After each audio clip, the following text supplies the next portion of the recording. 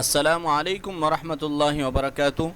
امید ہے تمام طلبہ و طالبات بخیر و عافیت ہوگے۔ آج ہم پھر حاضر ہوئے ہیں نورانی قاعدے کی نئی کلاس کے ساتھ۔ آج ہم آپ کے سامنے حاضر ہوئے ہیں تختی نمبر 19 مد کا بیان۔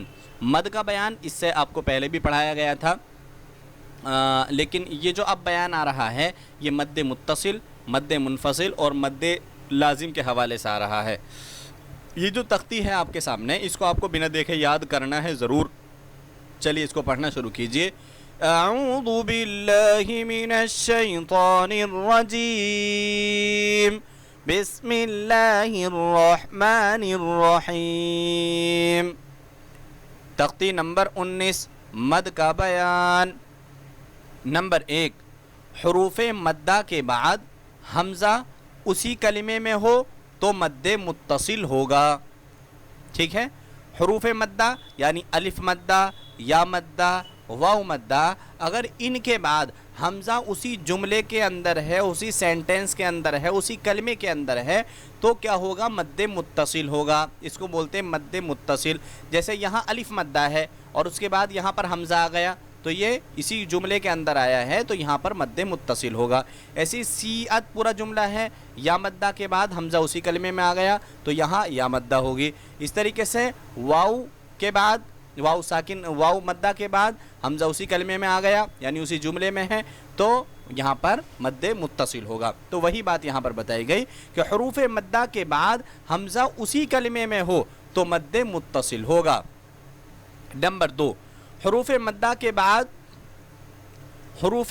کے بعد اگر حمزہ دوسرے کلمے میں ہو، اب پہلے کی بات نہیں چل رہی ہے، دوسرے میں دوسرے کی بات، اگر حمزہ دوسرے کلمے میں ہو تو مد منفصل ہوگا، تو مد منفصل ہوگا۔ جیسے آپ یہاں پر دیکھیے، فی امرینا، فی امرینا دونوں الگ الگ جملے ہیں، فی الگ ہے اور امرینا الگ جملہ ہے، تو فی میں یا مدہ ہے اور اس کے بعد امرینا میں سب سے پہلے لفظ حمزہ آیا ہوا ہے تو یہاں پہ مد منفصل ہوا، یعنی کہ حمزہ دوسرے کلمے میں آیا ہوا ہے۔ ایسے لا اقسمو میں دیکھیے آپ، لا الگ جملہ ہے، اقسمو الگ جملہ ہے، الف مدہ لا کے اندر ہے اور اقسمو میں جو پہلا لفظ آیا ہوا ہے وہ حمزہ آیا ہوا ہے، اسی وجہ سے یہاں پر مد منفصل ہوگا۔ ایسی قالو آمنا میں واو مدہ ہے، ٹھیک ہے، اس کے بعد قالو انا جو لفظ ہے، یہ قالو الگ جملہ ہے، انا الگ جملہ ہے، تو ان جو حمزہ آیا ہوا ہے وہ انا لفظ میں آیا ہوا ہے۔ جب ابھی ہم اس کی پریکٹس کریں گے اور اچھی طریقے سے اس کو ہم دیکھیں گے۔ نمبر 3، حروف مدہ کے بعد والے حرف پر اگر جزم یا تشدید ہو تو مد لازم ہو گیا۔ جیسے یہاں پر دیکھیے آپ، حرف مدہ ہے، ٹھیک ہے، اس کے بعد لام پر جزم ہے تو مد لازم ہوگا۔ ایسی الف مدہ ہے، اس کے بعد جیم پر تشدید ہے تو کیا ہوگی؟ مد لازم ہوگا۔ ایسی جو ہے صاد پہ جو ہے مدہ ہے اور پھر اس کے بعد فا پر تشدید آ گئی تو اسی وجہ سے یہاں پر بھی مد لازم ہوگا۔ چلیے اب ہم اس کی پریکٹس دیکھ لیتے ہیں۔ مد متصل، جیم الف مد زبر جا، حمزہ زبر ا، جا، اس کو ایک الف سے زائد کھینچ کر پڑھیں گے، یعنی جو مد متصل کی مقدار ہے وہ 3.5 الف یا 4 الف کھینچ کے پڑھنا ہے۔ اسی طریقے سے مد منفصل کو جو ہے اس کو بھی 3.5 الف یا 4 الف کھینچ کے پڑھنا ہے۔ البتہ مد لازم جو یہ لاسٹ والا ہے یہ سب سے مضبوط مد ہے اور اس مد کو 5 الف کی مقدار کھینچ کر پڑھنا چاہیے۔ چلیے پہلے ہم مد متصل کی مقدار دیکھ لیں، مد متصل کی جو ہے ہم پریکٹس دیکھ لیتے ہیں۔ جیم الف مد زبر جا، حمزہ زبر ا، جا، سین یا مد زیر سی، حمزہ تا زبر ات، سی ات، سین واو مد پیش سو، حمزہ پیش او، سو او۔ مد منفصل یہ بھی 4 الف کی مقدار کھینچے گا۔ فا یا مد زیر فی، حمزہ میم زبر ام، فی ام، را زیر ری، نون الف زبر نا، فی امرینا۔ آگے دیکھیے، لام الف زبر لا، لام الف مد زبر لا، حمزہ قاف پیش اق لا اق سین زیر سی لا اقسی میم پیش مو لا اقسمو.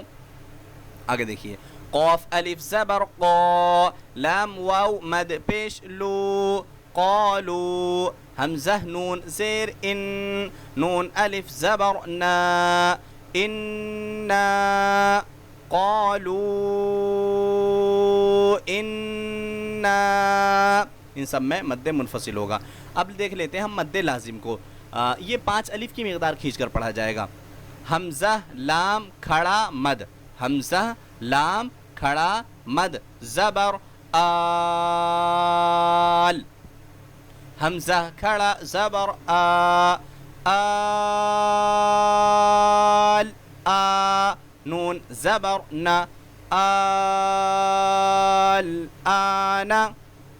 آگے دیکھیے حا الف جیم مد زبر حا الف جیم مد زبر حاج جیم واو پیش جو حاجو کاف زبر کا حاجوکا. آگے دیکھیے واو صاد زبر وص صاد فا کھڑا صاد فا کھڑا مد زبر صاف. ایک مرتبہ اور سن لیجئے صاد فا کھڑا مد زبر صاف والصاف فا کھڑا زبر فا تا زیر تی والصافاتی. چلیے اس کے ایک مرتبہ رواں بول لیتے ہیں. مد متصل جاء سیئت سوء. مد منفصل فی امرنا لا اقسم قالوا انا. مد لازم الآن حاجوک والصافات.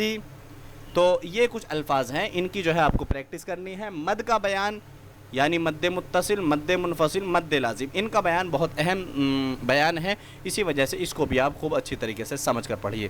السلام علیکم ورحمۃ اللہ وبرکاتہ.